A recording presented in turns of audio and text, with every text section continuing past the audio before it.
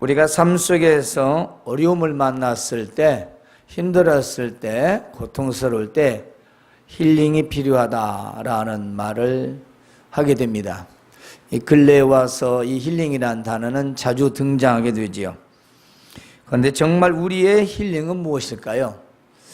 저는 우리의 삶에서 힐링이란 믿음이라고 생각합니다. 믿음 하나면 우리의 삶에서 모든 문제에서 힐링이 될 수 있다. 그런데 이 믿음이라고 하는 단어가 과연 어떤 의미인가? 아니 실제적으로 우리는 어떻게 생각하고 있는가가 중요합니다. 믿음은 관념이 아닙니다. 실제적이어야 합니다. 우리가 생각하는 마음으로부터 어떤 위로를 얻는 게 아니라 실제적으로 회복이 되고 치유가 된다는 것이죠. 따라서 세상에서는 일시적이지만 믿음은 완벽한 힐링을 말해주고 있습니다. 그런데 믿음을 관념, 생각적으로만 하고 실제적이 안다면 사실 힐링은 될 수 없겠죠. 우리 믿음의 선진들은 모두 하나같이 실제적인 믿음을 소유했습니다. 그래서 그들의 믿음은 사실적이었고 현실적이었습니다. 눈으로 보았고 만져본 그런 경험과 체험들의 역사가 바로 이 하나님의 말씀에 가득 차 있습니다. 이렇게 실제적인 믿음은 그 믿음대로 행동을 하게 됩니다. 그리고 그 믿음의 행동은 하나님의 역사와 능력을 나타내셨던 것입니다.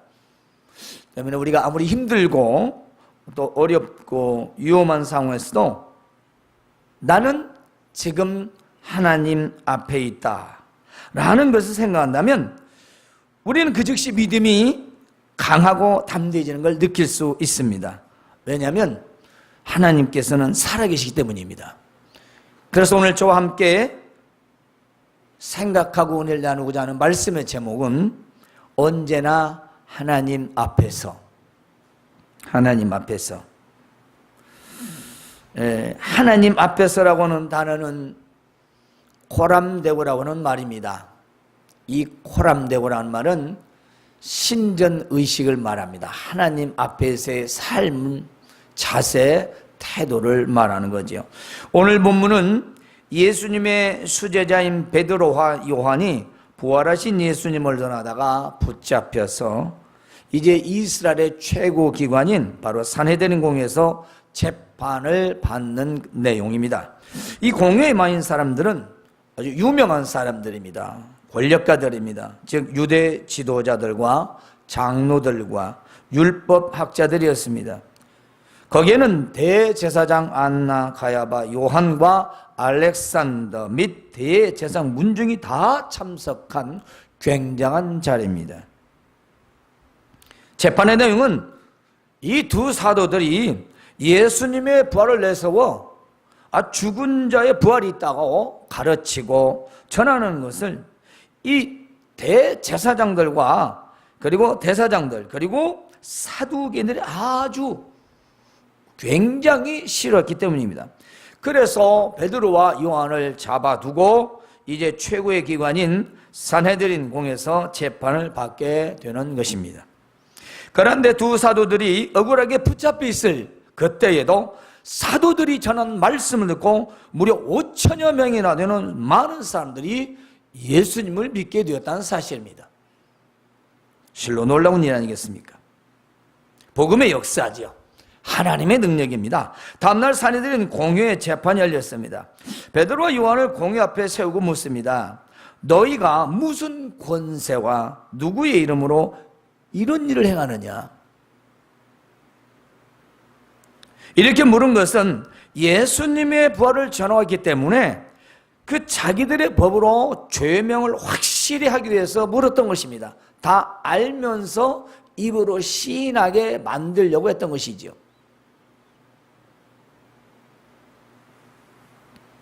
그리고 이 재판에서 유죄가 인정되면 옥에서 크게 고생을 하든지 아니면 돌에 맞아 죽을 수도 있습니다. 하지만 베드로가 성령이 충만하여 담대하게 말하길 백성의 관리들과 장로들아 들어라. 그들에게 외칩니다. 백성의 관리들과 백성들아 들어보라. 만일 병자에게 착한 일에 대하여 이 사람이 어떻게 해서 낫게 되었는가 문제를 삼아서 우리에게 질문을 한다면, 너희와 모든 이스라엘 백성들은 알아라.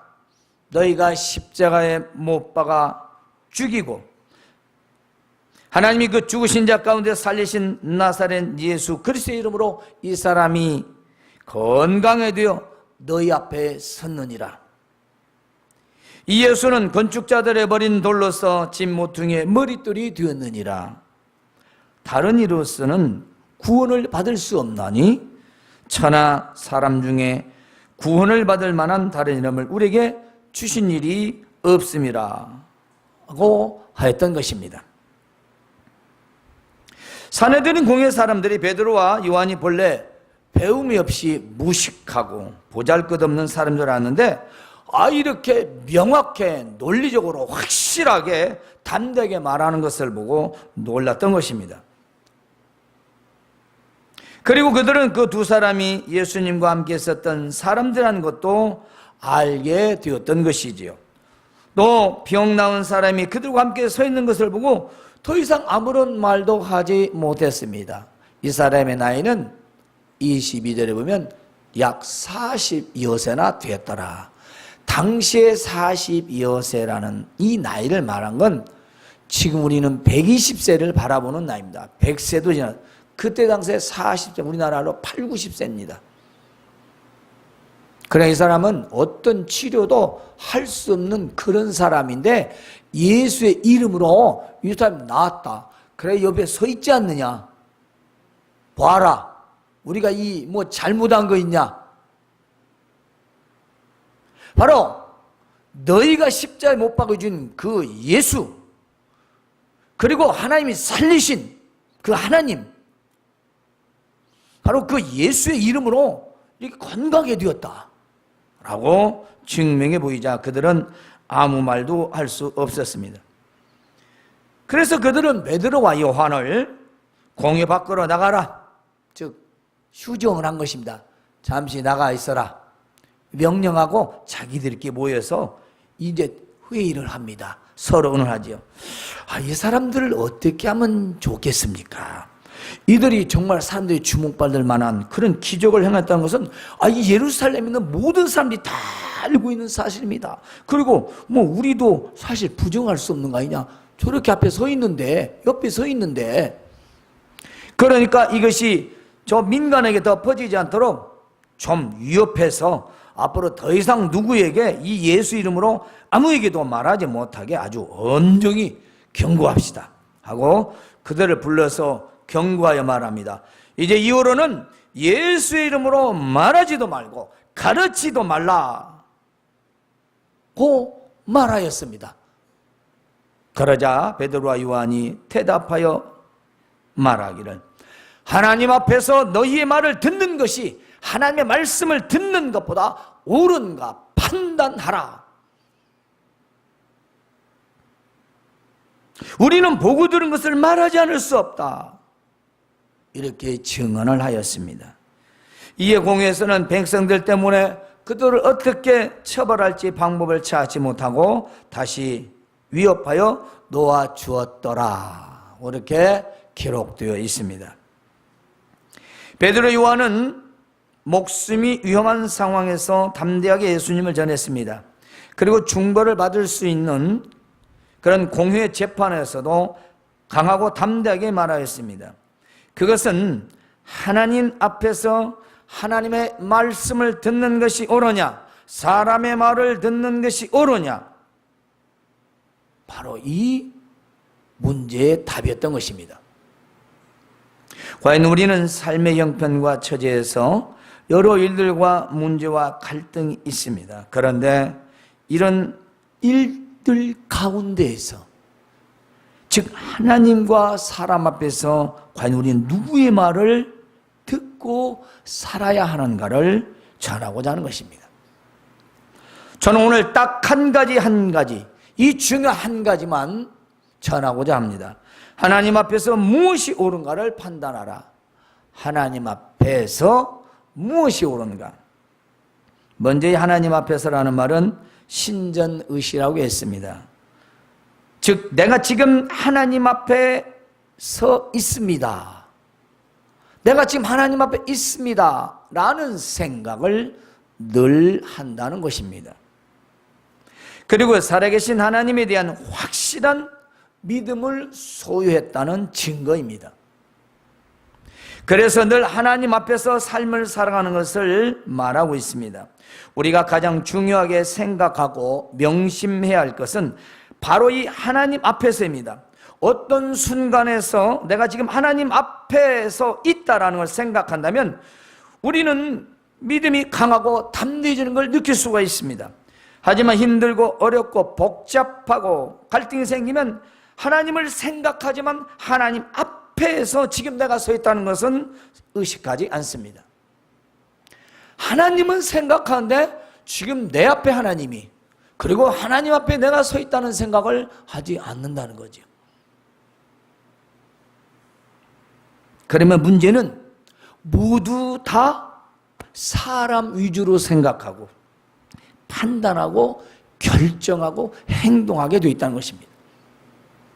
왜냐하면 하나님은 생각하지만 이 앞에 없기 때문인 것입니다. 내 앞에 안 계시기 때문에 우리는 결국 판단을 내는 것이 사람 위주죠. 그러므로 성경에서 하나님의 말씀을 듣지 않은 자와 들은 자의 예를 들어보겠습니다. 우리는 아담과 하와를 너무나 잘 압니다. 아담은 하나님 앞에서 하나님의 말씀을 듣지 않고 하와의 말을 들었고 하와는 뱀의 말을 들었습니다. 따라서 아담이 먼저 하나님의 명령을 들었지만 이 하와의 말을 들었다는 것입니다. 분명히 아담에게 너는 동산 중앙에 있는 선악을 알게 한 나무는 그 열매는 결코 따먹지 마라, 죽는다 라고 했고 들었습니다.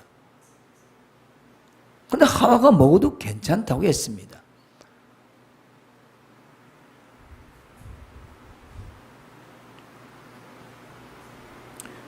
중요한 것은 아담과 하와는 하나님 앞에서라는 사실이었던 것입니다. 선악과를 따먹고 나누니 자신의 벌거벗은 몸을 부끄러워서 나무 잎사귀로 치마를 만들어 가리웠습니다. 그리고 하나님께서 아담아 하고 부르니까 그때서 아이고 하나님이 계시는구나. 하나님이 거기에 안 계셨습니까? 하나님은 늘 있었죠. 늘 계셨습니다. 그런데 하나님 앞에서를 잊었습니다. 하와가 말할 때도 따먹자고 말할 때도 하나님은 계셨지만 아담과 하와 앞에는 없는 하나님이었습니다. 즉 하나님 앞에서 삶을 살지 않았기 때문에 하와의 말을 들었고 하와는 뱀의 말을 들어서 결국 먹지 말아야 할 선악과를 다 먹게 되었던 것입니다. 결국 우리 조상 아담과 하와는요 하나님 앞에서라는 이 사실을 망각했고 하나님 말씀을 듣지 않아서 우리 인간은 망하게 되었던 것입니다. 우리는 망한 인생이었어요. 물론 예수님을 믿으면 구원을 받을 수 있게 된 것은 큰 하나님의 은혜요, 큰 감사한 일이 아닐 수 없습니다.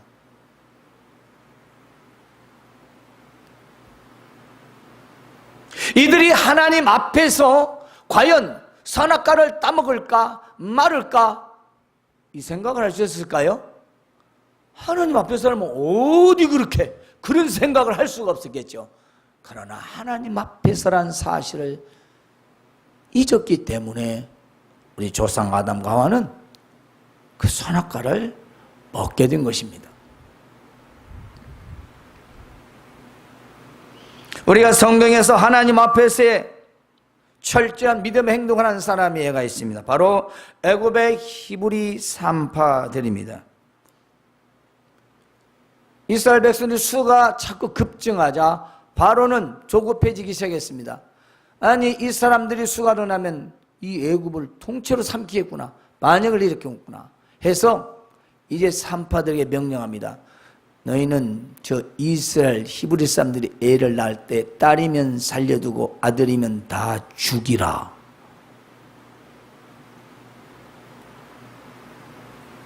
이건 바로의 명령입니다. 지키지 않으면 죽습니다.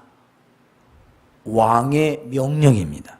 그러나 이 왕의 명령을 거역하고 하나님을 경외하여 이스라엘 남자 아이들을 다 살려주었습니다. 이것은 왕의 명령을 거역했으니 목숨을 내어놓고 한 행동이었습니다. 즉 이 산파들은 하나님을 경외하였기 때문이었습니다. 즉 사람의 명령과 하나님 말씀에서 누구의 명령에 순종해야 하느냐를 알았던 것입니다. 히브리 산파들은 바로 이 바로의 명령을 하나님 앞에서 따를 수 없었던 것입니다. 그들도 여자입니다. 얼마나 연약하겠습니까? 때문에 지금 거역하면 죽음뿐인 이 바로의 명령이라도 하나님 앞에서는 따를 수가 없다라고 생각을 했던 것입니다. 그래서 그들은 강하고 담대하게 남자아이들을 살릴 수 있었습니다. 왜냐하면 하나님 앞에서 하는 것이기 때문이었습니다. 그리고 하나님 앞에서 하는 행동이기 때문에 하나님께서 함께 하실 것을 확실히 믿었던 것입니다. 그러므로 그 산파들은 전혀 해를 당하지 않았던 것입니다. 그러므로 우리가 약해질 때, 두려울 때 나는 지금 하나님 앞에 있다는 것을 생각하시길 바랍니다. 반드시 강하고 담대해질 줄로 믿습니다.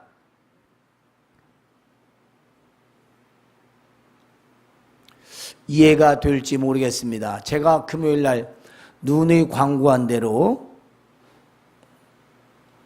이 수협 옆에로 금요일 오후 1시 반에서 2시 반까지 전도를 했습니다. 저는 이제 하모니카로 연주를 하고 사모님은 전두절 나눠줬어요. 그런데 그날 시간을 제가 변경했지 않습니까? 2시에 3시. 이유는 우리 그 친구 강장로님이 예술은 역사다라는 그 영화 시사회에 저를 예약을 해놔서 3시부터라. 그래서 대답을 했으니 가야지. 근데 2시에 3시에 가면 늦으니까 1시 반에서 2시 반. 근데 여러분 알다시피 계속 비 왔잖아요. 구름이 잔뜩 끼고 사모님이 비 오면 어떻게 할 거냐?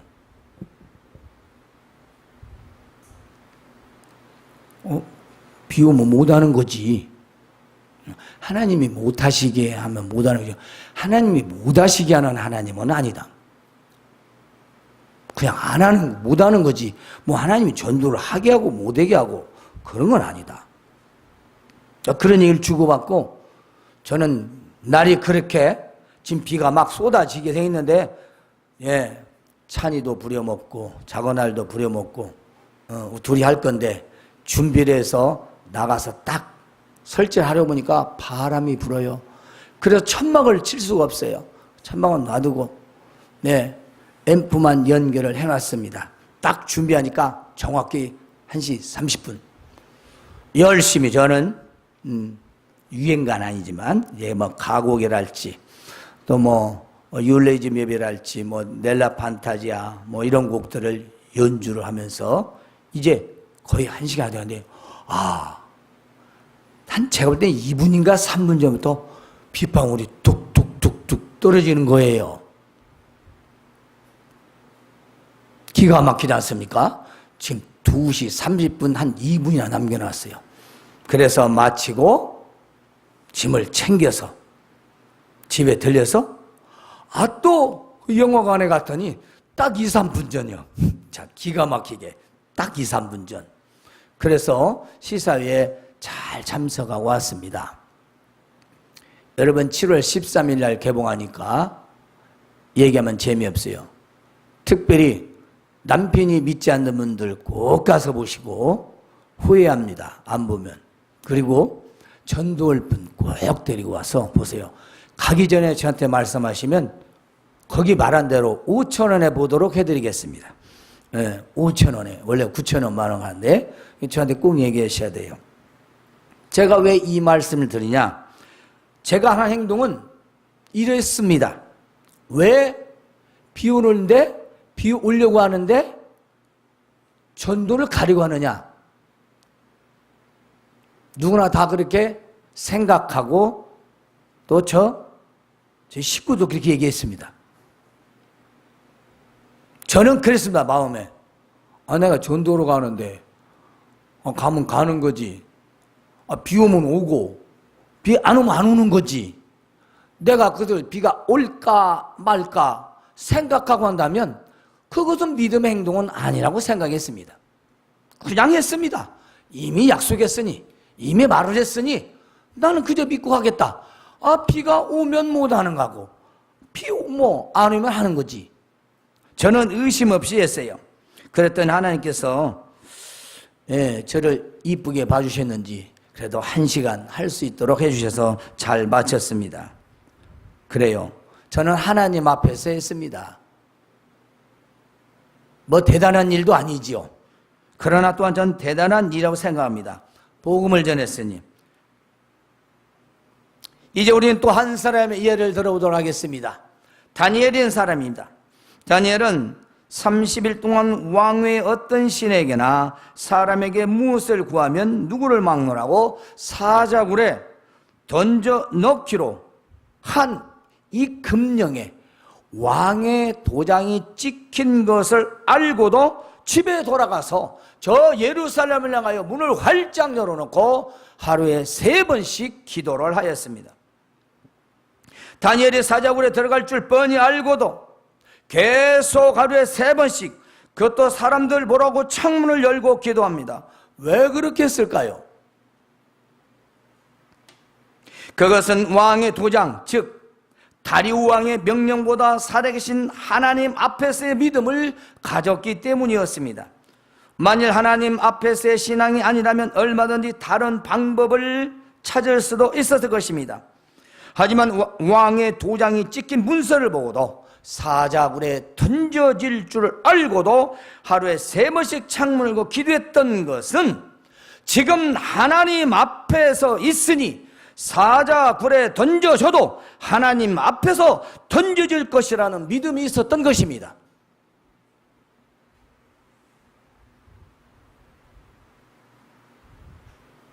여러분, 하나님 앞에서 사자굴에 던져지면 하나님께서 어떻게 하시겠습니까?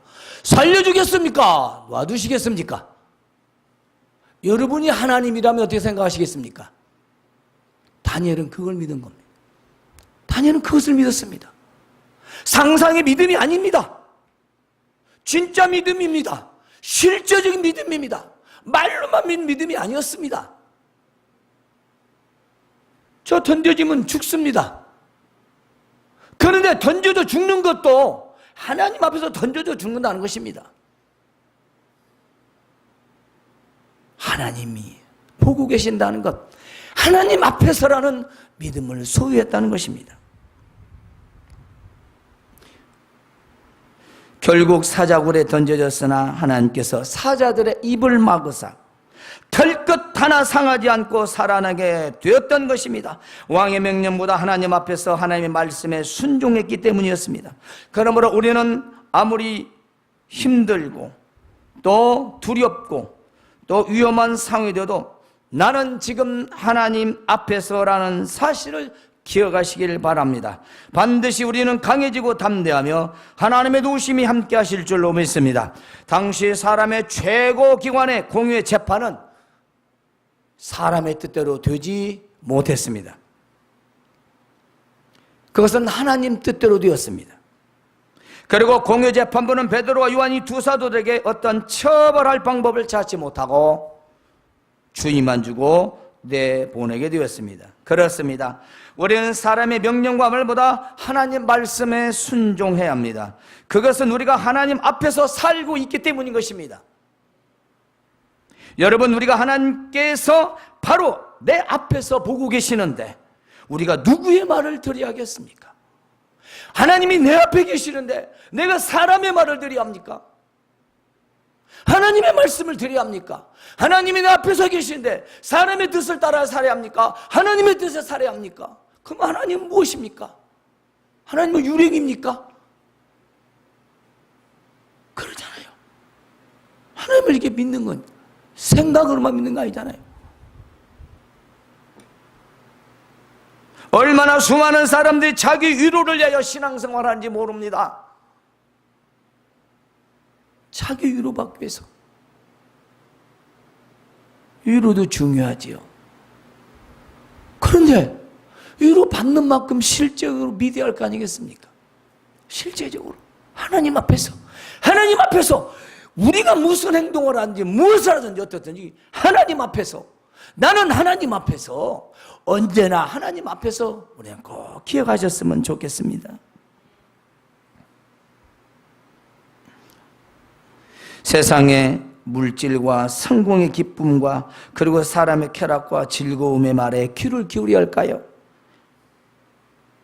아니면 하나님 말씀에 귀를 기울여야 할까요?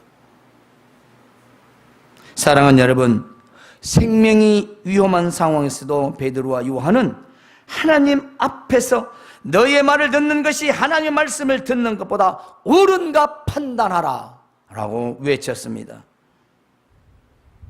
이 말은 결국 너희가 어떻게 하든지 무슨 말을 하든지 나는 살아계신 하나님의 말씀을 듣겠다라는 것입니다.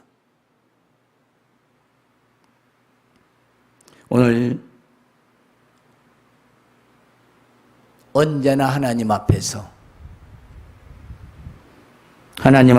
너희 말을 듣는 것이 하나님 말씀을 듣는 것보다 옳은가 판단하라. 이 말씀을 늘 마음에 새기면서 어떤 상황에서 지금 나는 하나님 앞에 있습니다, 나는 하나님 앞에 있습니다 라는 것과 사람의 말보다 하나님 말씀을 듣는 것이 옳습니다, 하나님 말씀이 더 옳습니다 라는 것을 기억하시고 하나님의 역사하심과 도우주심으로 늘 승리하시길 주님의 이름으로 축원합니다. 하나님, 우리 아버지 늘 감사